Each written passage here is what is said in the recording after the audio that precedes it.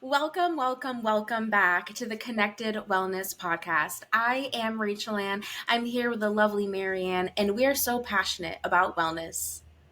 Here in this podcast, we look at the ways our physical, emotional, and spiritual health is all connected and how we can take better care of our whole selves holistically so we can live our best lives.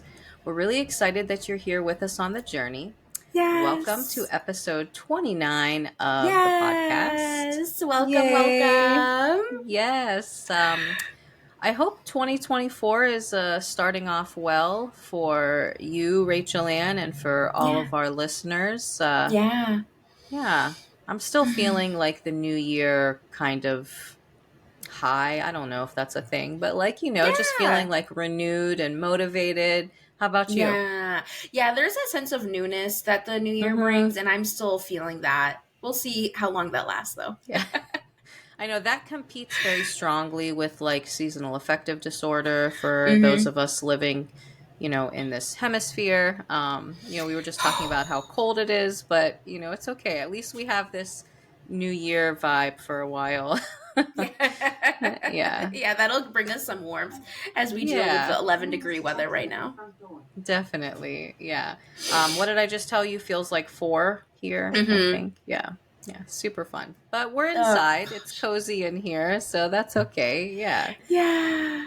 Um, so our topic today is, I think, definitely related to last episode's topic. So we talked about Mm-hmm. my very personal battle with productivity addiction, right? And I think one of the reasons we have this is like we feel like we're not enough and we're not doing Mm. enough, and we're afraid that if I don't keep doing, I'm not enough. So that's our topic today, is like this idea of being enough.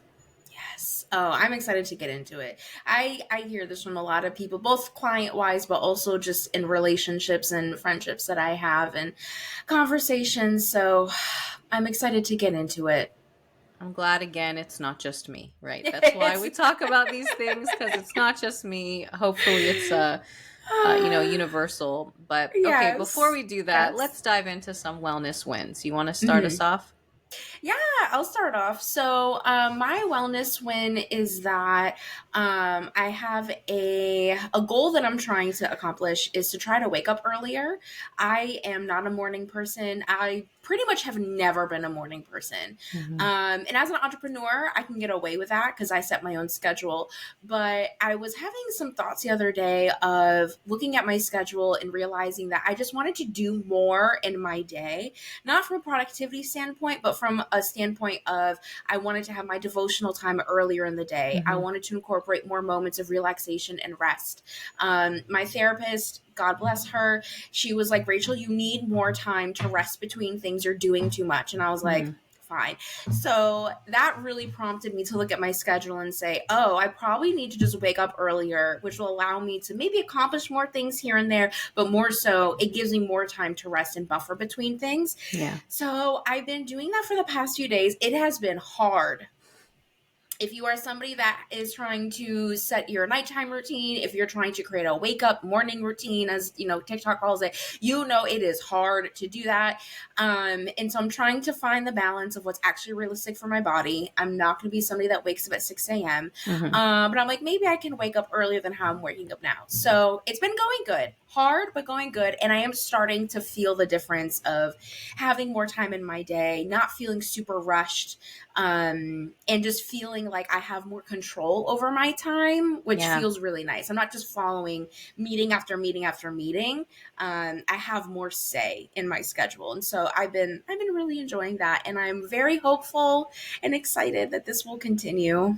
Oh, good for you. Yeah, that's a good one. I mean, again, like you said, Thanks. not from a productivity standpoint, but it allows you to have more cushion, margin. Yeah, yeah. I really like Yeah. that. That's good. Good job. Yeah, thank you. How about yours? What's your wellness one? So, if you remember a couple episodes ago, we talked about the new year, and I mentioned something called 24 and 24 list, right? Yeah. And I mentioned some of the things that I was doing. So, I ended up with 20 items on my list, which still I think I can add 4 more, but I think that's nice to have some time to Mm. think, in the next month or so what I want to add. But um, Yeah. the list is a mix of things that are like things I need to do, like the decluttering, right? But also like some Mm. fun things in there, so Ah. I've really been enjoying this idea and seeing this list as like opportunities, as opposed to like feeling pressured and feeling like an Mm. obligation. Like, I made this list, I have to do them. So like when I look at the list, I'm like, ooh, I get to try this, I get to try that. And let me tell you, the biggest thing, the decluttering, we had talked about before that I wanted to try like a 20-minute timer, but in the spirit of the 24, a 24-minute timer, and I wanted to do this 24 times. We've already done it twice. We're only halfway into January. We did it twice, and like, honestly, we're just like obsessed with the results. Like, it feels so good to Wow. like do something. Yeah. And yeah, so that's like been so exciting to see the outcome and to feel excited, as opposed to, like, again, when you think of your standard New Year's resolutions or even any sort of goal setting, it can feel so heavy, like the Mm-hmm. obligation, the pressure. I have to do this, like, I don't want to do it, but I said I have to do it.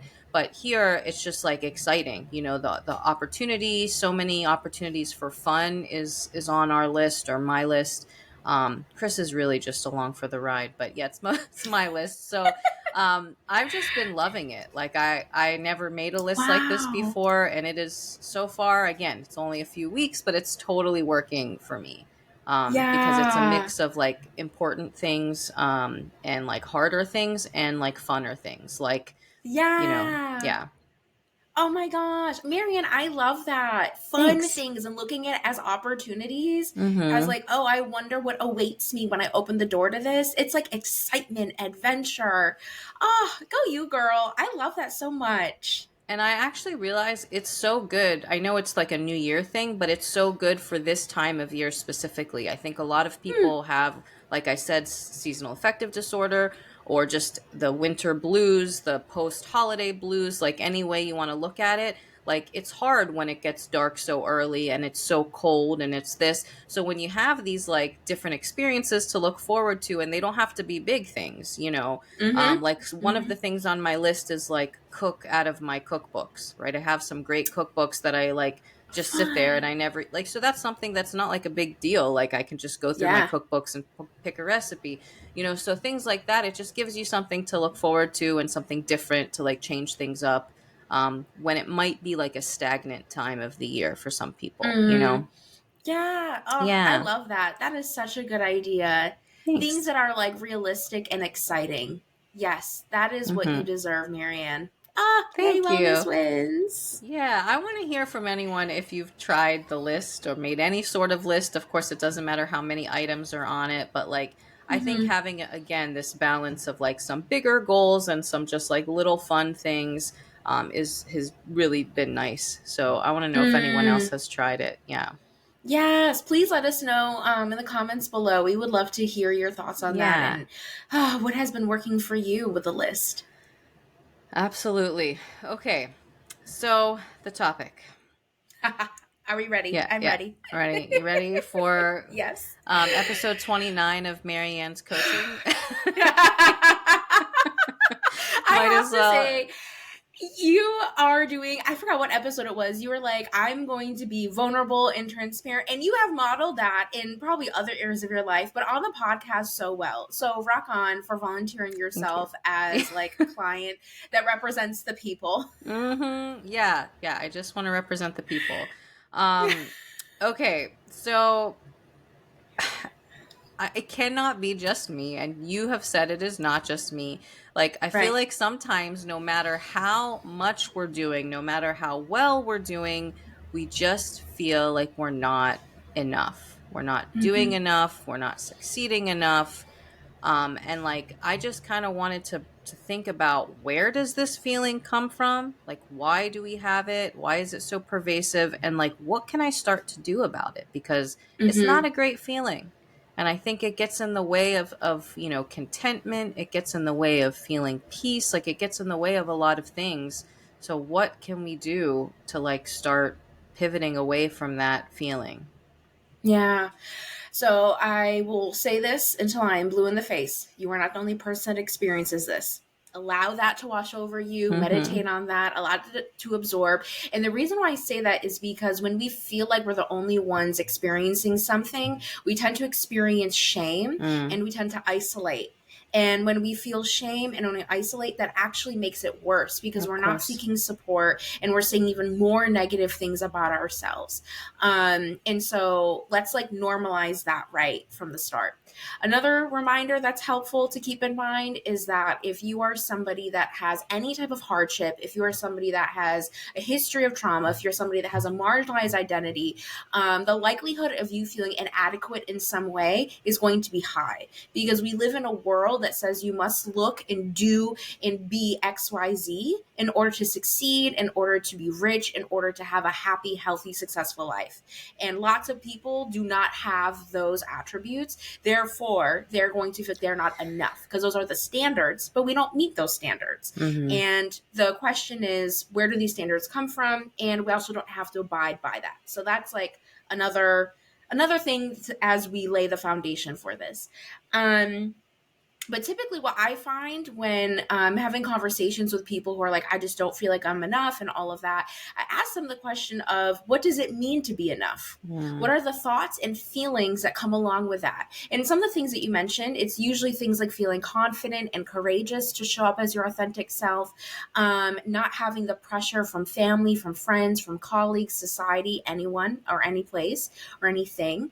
And it's saying that because I know and I feel my value and my worth, I'm able to show up not from a place of urgency, not in a place to, try to please people in order for them to fill a void, not from a place to appear smart enough or pretty enough or fit enough or whatever. I am valuable, period. So I can just show up, period. I will not take things personal. I have an unoffendable attitude. And I find that I'm significantly less stressed. I have more enjoyable social interactions and social relationships. I'm really good at putting down those boundaries when I need to, and I'm able to enjoy my life. I have self awareness. I'm able to say yes. I'm able to say no. I'm able to apologize when I've done something wrong. So that's what it looks like when people are like, I feel like I'm not enough. Right? Usually they're looking for something external that sometime in their life said was of value. So like if I attain that thing of value, then mm-hmm. therefore I am valuable. But as Christians, we know, even though we know it's still hard, but we know what the Bible says about us. Right? Free coaching tip, Google Bible verses about what God says about you. Mm-hmm. There are tons. You are the head and not the tail. You are part of the royal priesthood. You are fearfully and wonderfully made, right? God made you for a purpose, on purpose. And so if we were to embody those things and realize, oh, our value comes from Christ, therefore I can show up and know that I am enough. But it's a process and it's hard. And I know we're Yeah. probably going to talk about it later, but that's my opening remark about Yeah. being enough and why it's hard. You mentioned like six different things that I want to touch on. So I'm trying to narrow it Okay. down. But the first thing, when you asked, what does it look like to be enough? So that's interesting Mm, because you described internally, right? It feels like I can be authentic, like I am unoffendable, like I don't care what, other people's expectations are, things like that, which I 100% agree with. But the first thing that I thought of when you asked that question was like, what does the Marianne look like that I would think is enough? And those are external things. She mm, has this job. mm, She looks like this physically. She does these things on a regular basis. So that is wild to think about, that I agree. It's really an internal thing that will mm, make me enough, but we make it external validation, external expectations, this. And so here's what I think is the core problem. Like, first of all, I don't even know if I try to visualize this enough Marianne, this Marianne that's fine just the way that she is, that doesn't need to do anything different. I don't think I really know what that means because the mm, ideal is so non-existent and so unattainable. And like, even if I said now, I think, being this size would make me enough, right? What mm, happens? I get to that size. And then I'm going to be like, actually, I should probably be a little bit smaller, right? Or actually, I Yep. should probably be able to lift, 20 more pounds. Or actually, I should, so I think that the Yep. ideal keeps like changing as we get Yeah. there. So guess what? We'll never ever feel like we're enough if we're basing this idea of enough on these kind of external, factors. And so that's Yeah. the problem. If I don't address this now, I will never ever ever feel like I'm enough, and I'll never get that peace and contentment that I want, and that I should have as a child of God, right? Like I Mm. should have peace, I should have contentment, I should be fine where I'm at, satisfied, because how could I need anything else than what God has given me, than how He has made me, than, salvation and love and, the things that He promises me. So, yeah, I think that's the thing. We need to look at Mm. it from the inside instead of from the outside, if that makes sense. Yeah, I think that makes a lot of sense. And I think it also makes a lot of sense that we tend to look externally first because one, we're not mind readers. So we only, we create this idea of who that person is based on our experience with them. And that's based on our interactions, what we see, what we hear. We don't know what's going on internally with them. Even if they tell us that, oh, I think I feel this way, I XYZ, even if they're expressing themselves, they're still doing it in an external way. So it's what's happening internally is never going to 100% be represented externally. Hmm. So there's that pressure of, oh, I must see and understand everything perfect from the outside in order to like be in this space. So I think that makes sense, right? And then also we have been conditioned, especially how I don't know how deep we want to go. This is what I'll say culturally, societally, a lot of people in their family groups, a lot of people in their friendship groups, a lot of people in their school groups, different contexts and different parts of our identity tend to focus on those extrinsic things more than the intrinsic things. And so we've just learned, right, as young kids, we learn, oh, okay, like I'm growing up in the world. I notice that when I get good grades, my parents are really happy. I notice that when I swim X number of laps, my coach is really happy. I notice this external thing that I do, people are happy. I want to make people happy. So I will do these things. So we learn to be human doings, not human beings. I forgot what episode we talked about that, but that wrecked all of our lives. So that's why I'm bringing it back. So we learn this in so many different places, right? And so that concept of unlearning is something that we can bring into the mix here. Is there's a lot of things we need to unlearn from, oh, I learned growing up, oh, I learned in school, oh, I learned at work. The pressure for my external to look a certain way and that my value is coming from my external. So you give yourself grace to unlearn, and then you partner with God and say, God, you say that I am worthy. You say that I'm enough. But I'm going to be honest, I don't always believe that. Or I believe that, but my thoughts tend to still linger and go towards the external stuff is more important. Help me. Help me to shift my mind. Give me access to resources, to people and support systems that build me up internally. Right. And so there's things we can do about it when we're being honest and saying, actually, this is really hard to believe that I am enough. Hmm. So when we say that, God will meet us where we are and say, awesome, I will usher you along and find people and resources for you to understand that you alone are worthy. You alone are enough because I said that about you. And then once you believe that, the way you walk, the way you move, the way you do things is different. You're still always going to be on this journey of growing and learning and trying to improve something about your life. And you are enough because you know that you are enough. You are more optimistic on your wellness journey, on your health journey, on like whatever it is. Yeah. Yeah, so many things again I need to respond to here. Let me be selective. So, when you We'll make a mentioned, part two. Don't I know, worry. oh my gosh, like, okay, and I feel like I need to like take notes or I'm going to forget what I want to say. But so, Yeah. when you mentioned this about that you noticed you're happy when, or the coach is happy when you swim this quickly, or, your teachers are happy when you get good grades. So, I think as adults, right, we have to realize that we have these core beliefs that we might not be aware of, right? I think this is Yep. definitely the case for me, and I am not taking enough time to try to understand where they came from. I'd rather just try to unlearn them, but probably that's wrong, therapeutic approach or whatever, self-therapeutic approach. But so we have these core beliefs that usually come from childhood, right? And now if we actually think about them, most of the time they're irrational, right? So that core belief could be, I'm only worthy when I outperform my peers, right? That could be Mm, something we learned as children, academically, sports, whatever it is. And then now if I really take the time to think about, well, why do I need to have a better job? Why do I need to mm, be promoted? Why do I need to make more money? Blah blah blah. You might unpack it to, well, if I don't do better, I'm not good enough. I'm not worthy. I'm not mm-hmm. this. And that could again be from that like core childhood belief.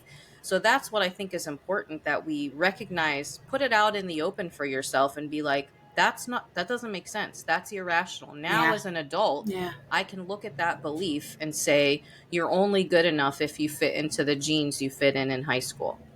Like, come on, girl. Mm, Like, that's stupid. That doesn't make any sense. Sorry, I don't mean stupid if anyone feels that way, but like, that is irrational. That doesn't make yeah. sense. My worth is not defined by the size of my waist, by the Yeah. title of my job position, by the size of my house or whatever it is that you feel is not good Yeah. enough, right?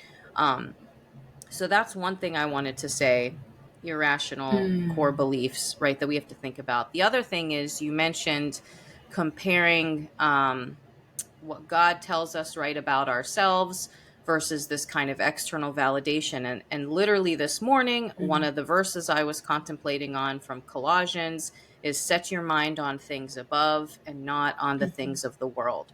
So I think that's huge, that the more we focus on what God says about us and try, it's so difficult to ignore what the world is saying, but we need to try to mhm, at least put more weight on what God says than on what the world says, because we're never going to be able to mm, fully ignore it unless we become hermits in the desert. None of us are going to do that. So just put a little bit more weight on what God says. And you mentioned a few verses, and I have some that we can talk about later, of what does God say about me, right? Let's put more weight on that. Set your mind on the things above, on the godly things, not on the things of the world. yeah. Oh, there's something that's coming to my mind, which is something I heard, and it's really hard to hear. So this is the preface. This is hard to hear. But for people like us, I say us because it's something that I'm dealing with and processing through, and thank God I'm on a journey, doing better than I've been doing before. There's this idea that when we try to please other people, we're actually trying to please them more than we're trying to please God. We're trying to, like, when we have our expectations, when we have our enoughness as defined by worldly standards Mhm. or defined by standards of people, then we're actually trying to please them. We're not actually trying to please God. And this isn't to be like shame, shame, shame. This is to say, like, wow, like this is really what's at stake here, right? It may seem like, oh, like I just really want to show up authentically and be in this space, but being enough just seems really hard for me. So I'm just going to do what they think looks best, and that's going to make me feel enough, Mhm. right? That's another heavy word. Loki, it's disobeying, right? Loki, it's saying, God, I don't trust. I'm not going to follow the plan that you have in store for me. I'm going to trust there's more. Mhm. I'm going to trust there's more. And that's like a hard pill to swallow. We are human. We deal with these things. God isn't like shame, shame, shame. He Mhm. was like, I get it, right? His son Jesus lives on the earth and was like, okay, like there's a lot of things that these humans have to deal with. God, let's like give them some understanding here. And so God's like, cool, I can meet you in that. But it's really, when we think about it from that term, it's like, wow, like as a Christian, as a child of God, as somebody who has been saved through Christ, I want my allegiance to be to God. I don't want it to be to a country, to a person, to a thing, to a place. I want it to be to God. And I want that to permeate and be the biggest thing that I'm thinking about when I'm creating those expectations for myself. It's okay, what are the expectations God has for me? And that sets the tone for me, Mm-hmm. not the people around me, not any of those things. Peer pressure is real, right? TikTok and Instagram and social media influencers are so real. But God can give you the strength to overcome those things. And it doesn't mean that you just wake up one day and you're like, I'm never going to be influenced by the world again. No, the thoughts are still going to come up because we literally live in the world. Mm-hmm. But what we do is we learn how to battle those thoughts, how to overcome those thoughts. What are the triggers or vulnerabilities that we have that say that, oh, I'm starting to feel like I'm going to the world to be enough as opposed to God. I'm noticing this because of XYZ thought is happening, or I'm overspending a lot, or I'm really focusing on myself more than other people, whatever it is. Mm-hmm. Oh, when I start to do that, that's how I know that I'm starting to rely more on people. My expectations are coming from people as opposed to God. So you say, okay, I know this is happening. I'm going to do something about it. I'm going to seek the support. I'm going to pray. I'm going to seek wise counsel, all of that. Mm-hmm. So the thoughts, I mean, some people may say they never have those thoughts of like wanting to please people. I don't know what's in their brain. That's between them and God. But in my experience personally, in my experience professionally and socially, it's more about acknowledging the thought and you having the agency to decide what you want to do with it. Mm-hmm. And when you do that more and more and more, that builds up your empowerment. And that says, like, wow, I can believe that I am enough. Yes, I really want this really cool cup that is all over TikTok, but I know that my worth is not going to come from that Mm-hmm. cup. I know my worth comes from the Lord. And I'm going to keep reminding myself. I'm going to listen to music that reminds me of that. I'm going to have community that reminds me of that. I'm going to seek support that reminds me of that, not things that remind me of ways that I'm trying to leave. Mm-hmm. Yeah, absolutely. And when you said these thoughts will come and we have to choose to deal with them. So for me, one of the first things, and I've learned this in the last couple years maybe, is that thoughts are not facts, right? I think we've said this before, but that is Yeah. powerful enough if we just recognize that. Just because I have this thought, I'm not good enough, that's not a Yeah. fact, right? It's a thought that popped into my head and I can challenge it, right? And I could first of all say like, okay, number one, I know that it's not necessarily true. So what is the evidence that tells me that's true or not true? Right? True or not true. So maybe you have some Mm-hmm. evidence saying it's true. I don't know. And that's fine because, like you mentioned earlier, we need a balance of self improvement and progress, but also contentment with where we are, feeling enough, feeling worthy. So that's totally fine if you say, okay, like I want to come up with a good example. um, I'm not a good enough Christian. That's so vague, but let's just say this thought comes to me, like, right, I'm not Mm-hmm. doing enough in my spiritual journey. So what's the evidence? Well, I don't pray as much as I'd like to. Okay, that's good evidence, and that's something that I should try to improve upon, right? Yeah, absolutely. I Mm-hmm. know it's good for me. It's alignment with the God's word that I should spend more time with Him, right? But what's other evidence that in my heart I'm constantly seeking Jesus? Right? So good. Mm-hmm. I'm doing my best. I'm doing what I can do right now. Like, you don't need to trash yourself and say that I'm not doing good enough. So I think it's Yeah. this balance that I don't want to say I'm perfect just the way I am. I'm enough. I'm valuable. That's all I need to do. So I never need to work on myself, right? I'm totally Right. fine the way that I am. I don't want that for myself either, but I want to Yeah. have this nice balance of I'm trying to improve myself. Like, literally, what's the point of this podcast? I'm working to be better in all aspects of my life, but at the same time, not feel that I'm so inferior and so inadequate and so unworthy, Yeah. so I don't know what you think about that idea of the evidence, like looking at the evidence Mm. that either supports, or usually it's going to be challenges, so if you look at, like, let's Yeah. talk about work.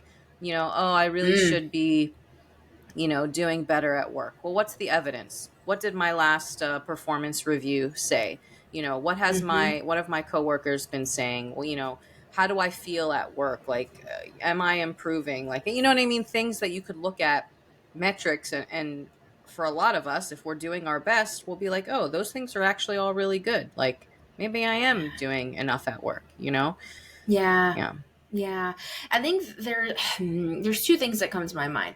One is that exercise of challenging those thoughts. That is like one of the key tenets of cognitive behavioral therapy. So if you're someone who has gone to therapy, if you're interested, CBT is really helpful because it helps you to practice mindfulness, which is you basically taking the time to be attuned to your mind, your body, your thoughts, your feelings, and pausing and saying, what's going on here and why is this going on?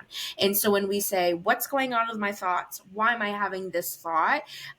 You're practicing your agency. You're saying, no, the thought train isn't running without my permission. I have to tell the thought train to run. And if I don't want it to run anymore, we push pause and we can do that. And it's really a powerful exercise because you're able to explore, okay, like let's say there is no evidence for it, but you're still having this thought. You're able to say, okay, well, why am I having these thoughts? Because we want to explore what's going on in your brain. What's the history of this thing, right? Is it a traumatic memory? Is it something you were told as a kid? Is it a bad, conversation, a negative conversation you had yesterday, something like that? So there's always something there to explore. Your brain doesn't really make up those random things. It seems random, but when we take time to dive deep and unpack and peel back the layers, we're able to see a connection, and your brain is trying to tell you something. So that's like one piece I'm thinking about. Another piece I'm thinking about is when we say, am I a good enough XYZ? For a lot of these things, there's really no such thing as a good enough thing Mm-hmm. for a lot of these things. You mentioned the Christian one, and I actually love that you brought that up because as much as this is when I'll be vulnerable, as much as I like love the Lord and I've devoted my life to him, I'm always doing things like wrong. Like I'm constantly like, oh God, I'm not praying enough. I want to cuss this person out. I want to do this. Those are not pleasing thoughts. Those are not holy thoughts. God is like, sis, why are we doing this? Yeah, Right. but But Rachel, that's part. sorry, I have to interrupt you. How dare you be so Yeah. human? So literally that, okay, my brain and your brain are connected because it's literally like you are a human. This is part of your human experience. And even more than that, God doesn't expect us to be perfect, y'all. He does not. So to be like, am I good enough Christian? Sorry, spoiler alert, you're never going to be a good enough Mm-mm. Christian. That's why we need Jesus. Mm-hmm. That's why we have the Holy Spirit. The whole life journey of being a Christian is a process of sanctification. The only time we reach it is when we get to heaven, y'all. Mm-hmm. So sorry for that spoiler alert. So that doesn't mean that we just give up, we throw in the towel. It means that we say, wow, I am such a human and God still loves me and wants a relationship with me. So from that place of gratitude, from that place of accepting his grace and love, that makes me be obedient to him and begin this journey of sanctification with him. Yes, I know it's never going to happen on this side of earth, but God wants to see and do something in me and through me and for the world. Mm-hmm. And so that's how we allow the sanctification process to happen. I know we only have like 30 seconds left, but I think I just want to like remind us that a lot of these like enough things, girl, we ain't never going to get there. And I don't know if we're supposed to. So Yeah. take off that pressure. And the people are like, wow, well, this person, this auntie in church, she's like a good enough Christian. Girl, you don't know what goes on in her house, Mm-hmm. in her mind, in her workplace. You don't know what her relationship is with people. She's a person too. So that auntie that's super holy, she probably got some stuff going on too. That's the end of Well, my TED talk. that just brings the whole point of comparison, which we've talked about before. Like, it is completely pointless. You don't know the whole story at all. Like, comparison is pointless, Mm. for sure. But you just basically paraphrased one of the verses that I had written down.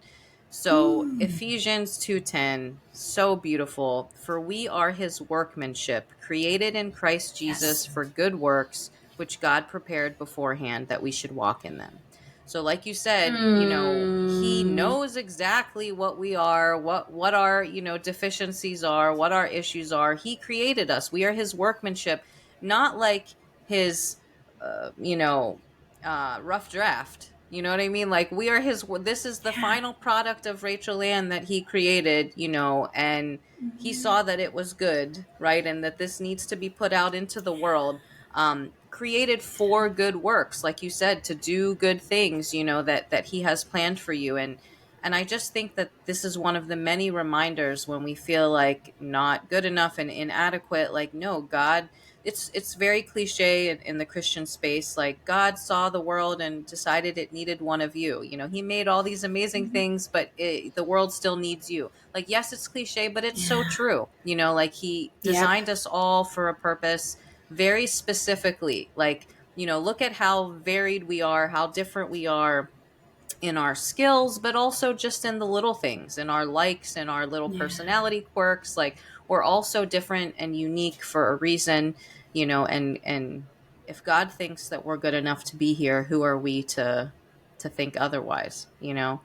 Yeah, So, yeah. yeah. A lot of the cheesy things that exist in this world are actually the right things. Yeah. I know it's kind of annoying, but it's just that's just how it works. It's cheesy, but it's true. You might like roll your eyes, but if you take a minute to think about it, then you might be like, "Oh wow." You know, that's kind of nice. Like, that makes me feel a little bit better. That's heartwarming.